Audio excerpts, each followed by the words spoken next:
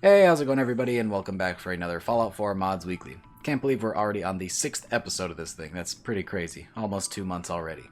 There's a handful of really cool mods in this one, so stay tuned to the very end. The last mod is especially really neat. So, let's get right into it with the first mod. So for our first mod today, we are checking out a mod that actually released, well, today, and that is Wasteland Medic by Hedieded. This mod is a pretty lightweight overhaul of the healing system in Fallout 4. Now, unlike other mods which add in completely new systems and tons of healing items, this one doesn't really change much, but just adds some new healing items alongside the vanilla ones. So, Stimpaks will function exactly the same as they do normally, however, they will be very scarce now, as they will be kind of overpowered in the fact that they will both heal you and heal your limbs. Taking its place, you will now more commonly see this list of items.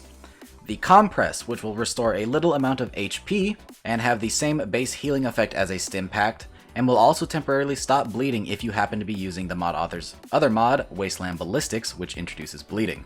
There's also the Splint Kit, which will fix your limbs if they are broken, however will not provide any HP, much like splints in, say, Escape from Tarkov. You can also find a Med Kit, which will fix your limbs and restore some HP, but only half of the HP that you would normally get from, say, a Stimpak. You can also find some Rad Soup, which will slowly reduce your radiation level, but have no side effects like you would get from, say, Radaway in Survival. And then finally, you can now find Coffee, which is useful as a stimulant and will quench your thirst if you are playing in survival mode. These are all some really handy little healing items and a nice thing to have alongside the vanilla healing items. These are probably intended to be played with in survival and is a really cool immersive addition to Fallout 4. Hey, quick note from me from the future here. When I originally recorded this mod was only available on PC and I said that I hoped it would be ported to Xbox soon. Well, whilst editing, it was ported to Xbox, so this mod is actually available on PC and Xbox now, so go get it, you Xbox users. Up next, we have the Flamer Project by dpillari. dpillari makes some of the best retextures for weapons I've ever seen, and that stays true with this mod. The Flamer Project aims to take the Flamer and completely redesign it, while giving it a classic Fallout feel, yet a completely new style as well. The new retexture for the Flamer is an olive drab color scheme with some yellow accents as well as a nice little circle and star to give it sort of the World War II aesthetic and that era of flamethrowers. I personally really like this take on the Flamer, as the base Flamer in Fallout 4 doesn't make a whole lot of sense. It's bright yellow as if it's some sort of a construction tool, but I can't see any purpose for the Flamer in a construction environment, so having a new militaristic take on it makes a whole lot more sense to me personally. But altogether, this is a very high quality retexture of the Flamer and makes it something I actually want to try using now. The original Flamer, like I said, kind of bland and out there, but this is a really cool style that fits well with, say, a gunner playthrough with all of the olive drab color schemes or even the militaristic Minutemen outfit. This is a great retexture and one that I honestly endorse a lot. I really like this one, the style of it is perfect, and it has options to have 2K or even 4K, ESP or ESL or even loose files if you want it. This mod is available on PC, and as far as I can tell is not available on Xbox at the moment. Hopefully it'll be ported at some point soon.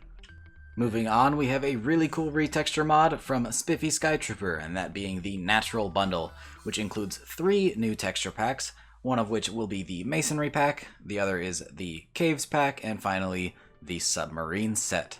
So the Cave pack will obviously overhaul the cave interiors and different natural cave props, changing the rocks to a much more highly detailed texture. The Masonry set will have different stone workings, things of masonry of course, like church objects, drawbridges, warehouse floors, retaining walls, anything that would have any sort of masonry, stone, structures, and things like that, man-made of course.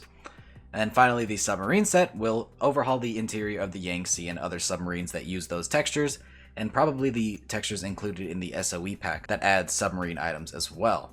This is a really awesome retexture pack. I especially love the Masonry set. The bricks that are included, especially on all of the churches that you can find throughout the Commonwealth, are amazing and makes these existing locations look so cool and way more interesting to explore. They were already pretty cool in the base game, but this just adds that next extra little bit of depth to them, and it's a really awesome retexture. If you're already using some of Spiffy's retexture mods, there's no reason not to include this one in your list. It's available in 2K and also 4K, and I'm sure we'll have a port to Xbox very soon for those Xbox users. All in all, super awesome texture pack. Every single one of these is really amazing, and more awesome work by Spiffyskytrooper. Up next, we have the Makeshift shotgun and improvised grenade launcher by Gmoi and Stefan Engdahl. Now, the makeshift shotgun is something we actually just reviewed on the channel, and has a full review if you want to go check that out, but in the meantime, I can give you a brief description of what this is. This is a makeshift single-shot shotgun that will spawn on raiders and gunners pretty early on in the game. It is a pretty high damage for that early on, however, it is one shot at a time, and you have to be pretty close for it to be effective. This thing can also be converted into a grenade launcher, or even a myriad of other weapons, including a laser shotgun, laser grenade launcher, yeah, that's right, and also what is essentially a mini nuke called the Little Feller, which shoots out a mini nuke type of explosive that will have a pretty good reach and deal some pretty crazy explosive damage. There's also the makeshift musket, which shoots a giant ball or musket ball that will deal a lot of damage, has a lot of range, and shoots really, really fast. Just about every one of these weapons is single action.